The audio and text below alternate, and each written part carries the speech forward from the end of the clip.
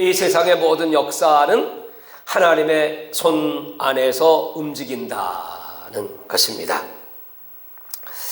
다니엘서 2장에 보면 느부갓네살이 꿈을 꾸죠. 그리고 그 꿈에 대한 해석을 다니엘이 합니다. 그 내용은 우리가 잘 아는 바와 같이 느부갓네살이 꾼 꿈은 머리는 금이고 가슴과 두 팔은 은이고 배와 넓적다리는 동이고 종아리는 철 그리고 발은 쇠와 진흙으로 된 나라. 과연 이것이 무엇인가? 다니엘은 그것이 앞으로 이제 이 머리인 금의 나라 바벨론, 그 느부갓네살의 나라가 이제 은의 나라로 바뀔 것이다. 그 은의 나라는 메데 파사이고, 그리고 그 다음에 도래하는 나라는 동의 나라 헬라이고, 그 헬라 나라 다음에는 그 종아리가 철은 바로 로마이며, 마지막 쇠와 진흙의 나라는 이 땅에 펼쳐질 신로마라고 하는 소위 말하는 NWO 마지막 세대에 탄생될 나라, 적그리스도의 나라이다 하는 것을 예언을 합니다. 이런 그 제국의 역사들은 모두가 놀라운 그 하나님의 섭리 속에서 움직여지고 있다는 것, 우리는 지금 이 마지막 때를 살면서 이 세상 되어지는 일을 보면서 너무 불의한 일들이 많고 거짓이 많고 또 악한 세력들이 정권을 잡고 또 세계를 움직이고 배후에 그 말할 수 없는 그 음모들이 있고 모략이 있고 하는 것을 보면서 하나님의 그 공의로운 심판의 때는 언제인가 이렇게 우리 기도하고 있습니다. 특별히 북한을 생각하면서 고통받는 저 압제당하는 우리 동포들을 생각하며 기도하며 어느 때까지 하나님의 공의로운 심판이 북한 땅에 임하지 않겠습니까? 속히 이루어 주시기를, 또 중국 땅의 저 악의 세력들을 어느 때 하나님은 제거하시고 저 무지한 백성들을 구원하실까 이렇게 우리 기도하고 있죠. 자, 그래서 오늘 그 하나님의 그 역사 속의 섭리가 어떻게 이루어지는 것인지, 이 첫 번째로 바벨론 왕국이 등장해서 이 유대를 패망시키게 되는 이유가 있죠. 그 이유를 성경은 남유다의 패역함 때문이다, 생수의 근원이신 하나님을 버리고 우상을 숭배한 그들의 죄를 하나님께서 무섭게 징책하시기 위하여 바벨론이라고 하는 나라를 세우셨습니다. 그 바벨론은 하나님의 쓰시는 도구일 뿐이죠. 하나님의 역사의 중심은 바로 이스라엘이었고, 그 이스라엘의 중심은 메시아 예수 그리스도를 이 땅에 보내시는 것이고, 그 일을 위하여 하나님은 그 세계의 모든 역사 속에 개입을 하셔서 왕을 세우기도 하시고 나라를 세우기도 하시고 또 때가 되면 폐하시기도 하시고 또 다른 나라를 세우시고, 여태까지 그렇게 하나님은 인류 역사를 운영하셨고 마지막까지 하나님은 그 놀라운 계획대로 마무리하실 줄을 저와 여러분은 믿습니다. 바로 이스라엘 백성들이 하나님을 버리고 또 선지자들은 거짓 예언을 하고 제사장들은 하나님의 권위가 아닌 자기의 권력으로 백성들을 이끌고자 했고, 또 백성들은 온갖 탐욕으로 가득 찬 그런 이스라엘은 징계를 받아 마땅합니다. 그 예언을 에레미야 25장 11절 이하에 에레미야는 바벨론의 70년 포로가 될 것이라고 예언을 했고, 그러므로 이들은 항복하고 하나님의 그 매를 순히 받아라 이렇게 말했습니다. 그러나 당시의 사람들은 그 에레미야의 권면을 받지 않고 오히려 에레미야를 구덩이에 가두고 무서운 핍박을 하였죠. 그렇게 이 바벨론 왕국이 BC 605년부터 539년까지 세워졌지만 그 금모리의 나라는 영원하지 않습니다. 은의 나라로 이제 바뀌게 되죠. 근데 그 다음 나라들은 그 먼저 나라보다 더 단단하다는 거야. 금보다 은이 단단하고 은보다 동이 단단하고 동보다 철이 단단하고 뭐 이런 식입니다. 더 강력한 나라들이 등장해서 그 나라를 멸망시킨다. 근데 이 느부갓네살이 금신상을 만들죠. 머리부터 발끝까지. 아마 금신상을 만든 이유는 그렇게 자기가 꾼 꿈을 다니엘이 해석을 해 주었음에도 불구하고 우리 바벨론은 망하지 않는다. 내 나라는 영구하다. 막 그런 의도로 금신상을 만들고 모든 백성으로 하여금 그 앞에 경배하라고 명령을 했을 겁니다. 그러나 느부갓네살의 뜻대로 되지 않죠. 바로 이제 그 다음에 이 메데 파사가 BC 539년부터 331년까지 이 역사 속에 등장하게 되는데 그 나라를 세우신 중요한 목적은 무엇일까요? 다시 말씀드리면 그 역사의 초점이 이스라엘 메시아를 세우시고자 하시는 하나님께 있다면 바로 그 메데 파사의 임무는 포로된 이스라엘 백성들 70년의 때가 찼으니 이제 해방을 시키는 일과 그들이 돌아가서 그 하나님을 예배하는 성전을 세우는 일, 그것이 이 메데 파사의 사명입니다. 그 일을 위하여 이 나라를 세워주시고 그리고 또 이제 때가 되니까 헬라를 세우시죠. 그 세 번째 BC 331년부터 168년까지의 이 헬라, 이 나라는 정복하는 나라. 그래서 알렉산더를 대제라고 합니다. 그러니까 황제 중에 황제. 그만큼 강력한 힘과 또 방대한 그런 땅을 지배했습니다. 근데 이 헬라를 세우신 하나님의 가장 중요한 뜻은 또 무엇일까요? 당시의 헬라는 무슨 말을 썼을까요? 난 꼭 쉬운 것만 물어보는데 헬라가 무슨 말을 썼을까요? 헬라 말. 아이고 쉬웠잖아요. 헬라 말. 근데 헬라 말은 헬라 시대에서 끝났을까요? 아니면 그 다음 국가인 로마까지 갔을까요? 로마까지. 헬라어는 여러분 어떤 언어입니까? 당시에 예수님이 오실 때 세계 공통어, 공용어. 그래서 신약 성경이 뭘로 쓰였어요? 헬라어. 굉장히 그 중요한 일을 이 헬라가 뭐 역사 속에는 뭐 많은 왕들이 등장하고 또 정복 전쟁의 역사들이 기록되어 있지만 사실은 이 헬라를 하나님이 쓰신 것은 헬라를 통해서 그 언어를 가지고 메시아가 오실 때 그 언어가 전파되고 복음이 전파되고 그리고 하나님의 나라를 세우시는 하나님의 놀라운 섭리가 있었다. 그리고 드디어 때가 되니까 로마가 BC 168년부터 AD 476년까지 역사 속에 등장합니다. 이 로마는 줄리아스 시저의 증손자인 옥타비아누스, 그가 이집트와의 전쟁에 승리하고 BC 27년에 아우구스투스라는 칭호로 최초의 황제가 됩니다. 그가 이제 황제가 되어서 팍스로마, 그 말은 전 세계를 로마의 평화 시대로 만드는 아주 위대한 역사를 이루었죠. 그러면서 그가 한 놀라운 일이 누가복음 2장 1절에 기록되어 있는데 그것은 그 아우구스토가 영을 내려 천하로 호족하라 하였으니, 왜 자기가 지배하는 전 영토 전 백성들에게 호족을 하라고 왜 명령을 했을까요? 그것도 자기 고향에 돌아가서 누구 호족하러 가라고 명령을 내린 것 같습니까? 예수님이 탄생했을 때 그 어머니 마리아와 아버지 요셉을 베들레헴으로 보내서 거기서 호족을 해야 됩니다. 그럼 왜 베들레헴으로 가야 합니까? 그것은 이미 미가서에 기록된 예언 메시아가 베들레헴에서 탄생할 것이다.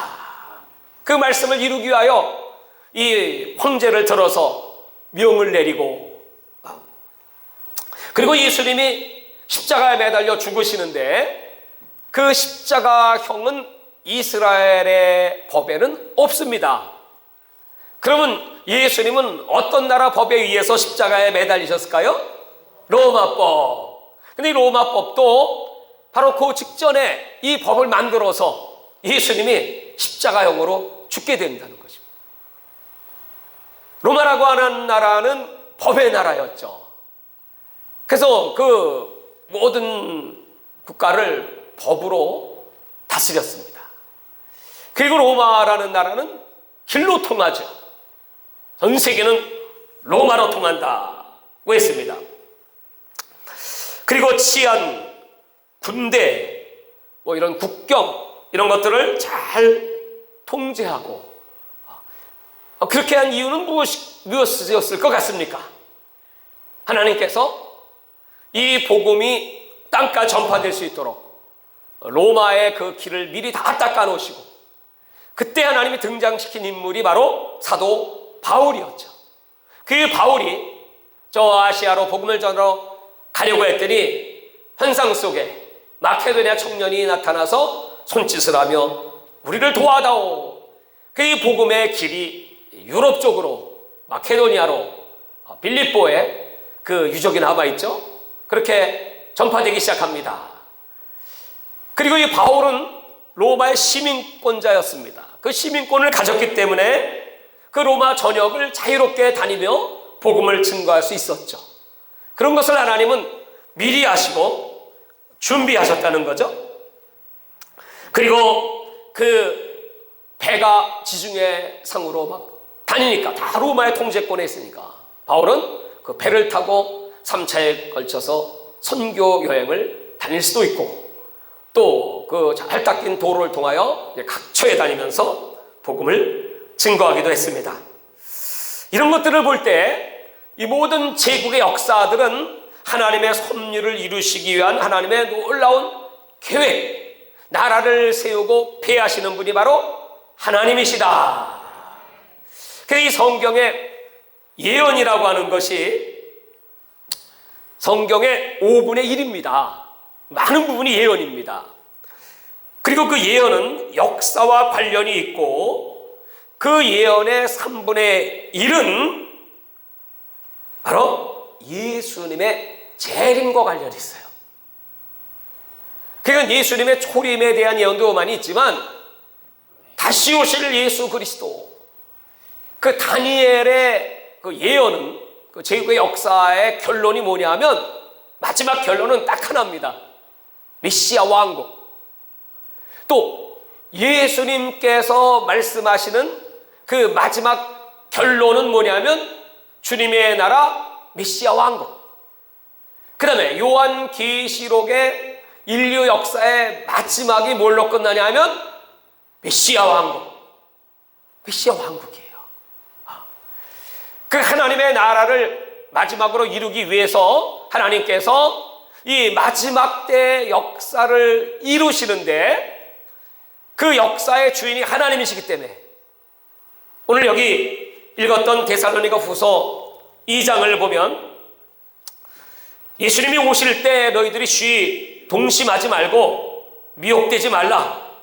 먼저는 배교하는 자가 나타날 것이고, 그 배교가 온 땅에 가득할 때 불법의 사람, 멸망의 아들이 나타날 것이다.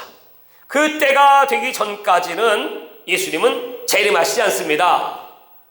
그러면서 그가 모든 것과 숭배함을 받는 것에 대항하여 그 위에 자기를 높이고 하나님의 성전에 앉아 자기를 하나님이라고 내세우느니라.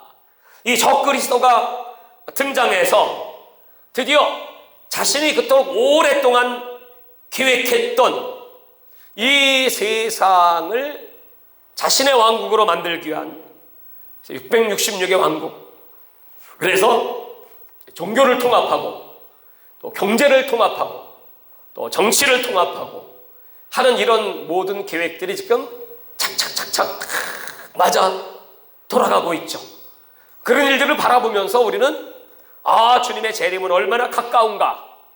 그리고 깨어 있어야 되겠구나.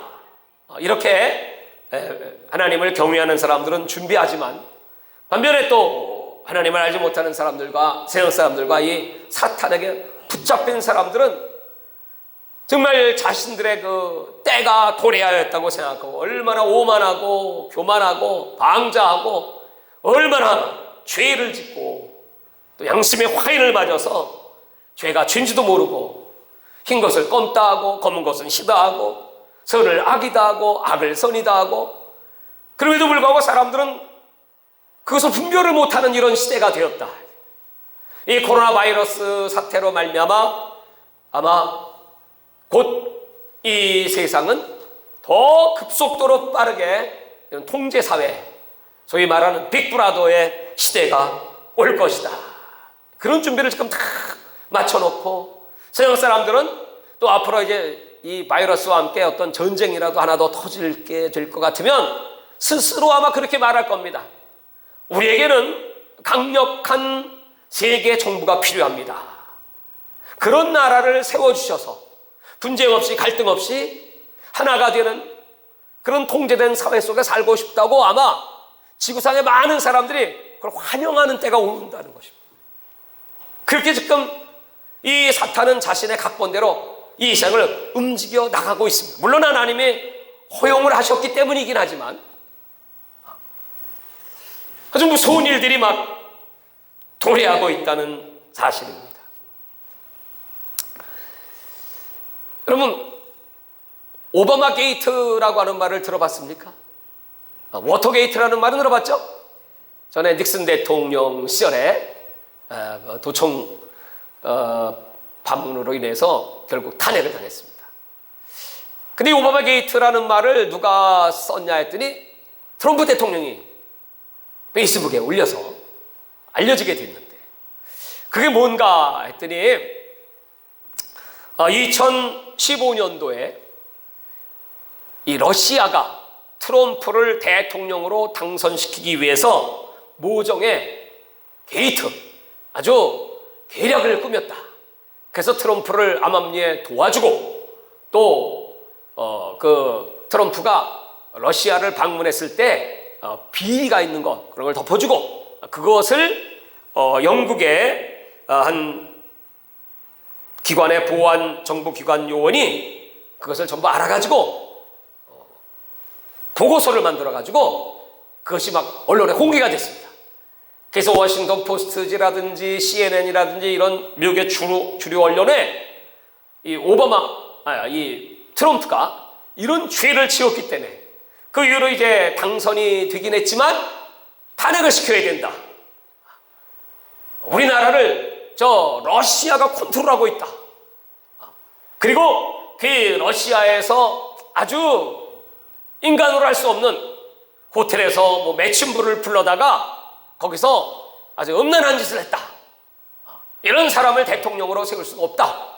그래서 이제 한때 막 탄핵으로 막 가기 직전까지 막 그런 사건이 있었는데, 그것을 상원 하원 이제 통과하는 과정에서 이제 부결시켜서 없어지게 되었죠. 근데 나중에 알고 보니까 이게 전부 거짓이야. 근거가 없어.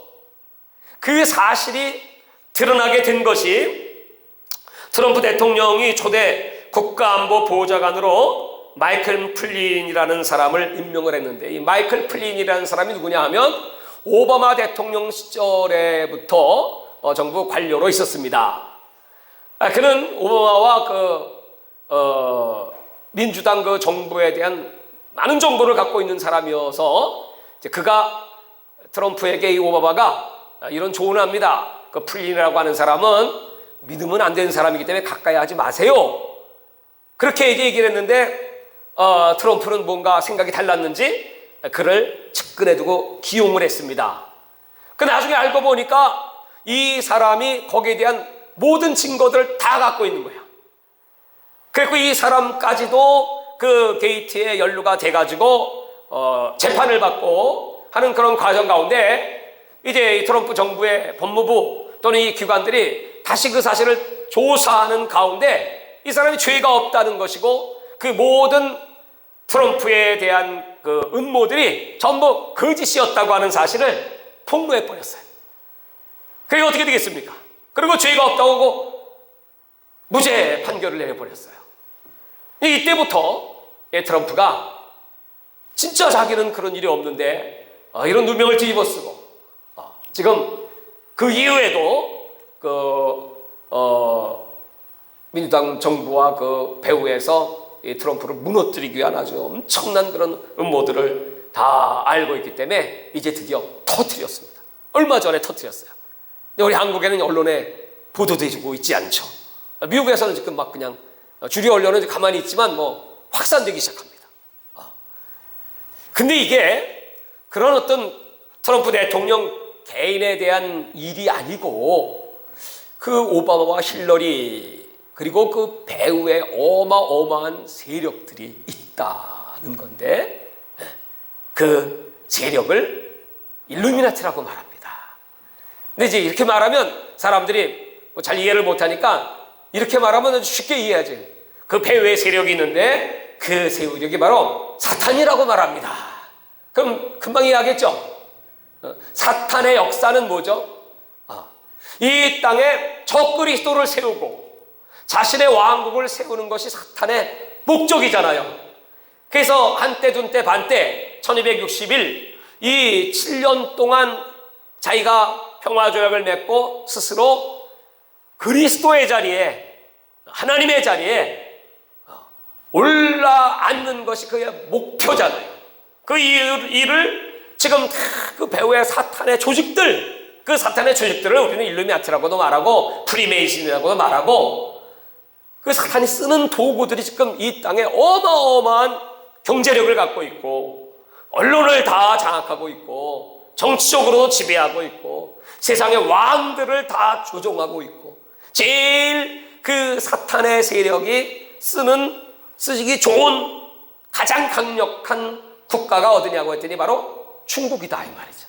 그게 중국이 전체주의 국가, 공산주의 국가, 독재 국가, 통제하기 쉬운 국가, 자기들이 딱 잡아쓰기 좋은 인류의 인구를 감축하고 또 666 시스템이 작동돼서 통제하기 쉽고 자기들을 섬기라고 하는 그 적그리스도의 나라로 가장 안성맞춤인 게 중국이다 이 말이죠. 그 중국을 적극 밀어주고 근데 이전에 그 오바마 대통령 정부가 중국과 굉장히 가까웠습니다. 근데 지금은 이제 정반대가 되었죠. 트럼프가 집권하고 나서 지금은 아주 완전히 막 극에 달아있죠. 그래서 이 중국을 무너뜨리고야 말겠다. 그동안 쌓아놓은 트럼프의 치적이 경제 발전이 이 코로나 바이러스로 그냥 한순간에 와르르 무너져가지고 아주 체면이 아주 완전히 땅에 다 떨어졌어. 그러니까 이 사람이 저놈들 때문이다 하고 지금 전쟁을 할 기세입니다. 물론 뭐 폭탄 전쟁은 아니겠지만 지금 경제 전쟁이죠. 패권 전쟁이죠. 네. 여러분 사탄이 그 계획대로라면 벌써 우리나라도 적화가 됐을 것이고 또 중국에 의해서 지금 우리 정권도 친중 정권이니까 아주 편안하게 공산화가 쉽게 될 겁니다. 그런데 오늘 여기 데살로니가 후서 2장에 7절 불법의 비밀이 이미 활동하였으나 이게 불법. 여러분 우리가 알지 못하는 비밀스러운 세상의 역사들이 아담 이후부터 계속됐습니다. 노아 홍수 이후 님으로부터 시작돼서 마지막 바벨탑을 쌓고 바벨론 도시를 세우고 이 세상에 멸망이 올 때까지 비밀의 활동은 계속되었는데 지금은 그것을 막는 자가 있어 그 중에서 옮길 때까지 하리라. 하나님이 어떤 때는 풀어놓으시고 어떤 때는 막아. 지금 잠시 막고 계세요. 여기서 그냥 우리 대한민국이 이렇게 끝날까요? 절대로 우리 대한민국 여기서 이대로 망할 수 없는 나라입니다. 그 두 가지 시나리오를 지금 생각을 하고 있는데 첫 번째는 그런 그 일루미나티 세력에 의한 저 중국이 더 강력한 패권국가가 돼서 자연스럽게 우리나라가 중국에 포함되는 그런 영역에 들어가서 포로가 되고 노예가 될 것이냐. 또 하나는 이제 미국이 승리해서 미국이 이 중국을 무너뜨리고 그래서 중국의 변방 국가들이 다 독립을 하고 그리고 대한민국이 미국과 하나 되고 또 북한도 미국의 손을 들고 강력한 원조를 받아가지고 이 북한이 재건이 된다면 지금 저 서해안에는 석유가 시추될 수 있다는 것입니다. 그래서 중국과 북한이 지금 굉장히 예민한 갈등 관계를 갖고 있다는 거예요. 그것이 성공해서 석유가 터지게 된다면 자원의 문제가 우리나라에서 해결될 것이고 또 북한의 여러분 이 평야가 우리 한국의 제일 큰 평야가 호남 평야인데 두 번째로 큰 평야가 저 제일인 평야 북한에 있는 세 번째로 큰 게 연백 평야 네 번째로 큰 게 평양 평야 2, 3, 4위의 큰 평야가 북한 땅에 있는 거예요. 그 땅에다가 농사를 제대로 지면 대한민국은 자급자족할 수 있는 국가가 된다는 거예요. 그 식량이 자급되고 또 이 동해안에 이 태평양 연안의 이 도시들은 그 기후가 아주 좋은 기후, 저 지중해와 같은 그런 기후이기 때문에 거기 관광지를 개발하고 또 거기다가 외국 사람들이 들어와서 쉴 수 있는 별장들을 만들고 겨울에는 온난하고 또 여름에는 아주 시원하고 이런 지중해 기후이기 때문에 휴양지로 아주 적합해서 놀라운 그 관광 대국이 될 수 있다. 거기다가 이제 남한에서부터 부산부터 시작되는 이 동해안 철도가 연결이 돼서 쭉 그 금강산 쪽으로 해서 올라가서 저 러시아 쪽으로 해서 몽골 쪽으로 그리고 러시아를 통과해서 유럽 쪽으로 가게 되는 이 열차가 연결되면 그 이익은 어마어마하다는 거지.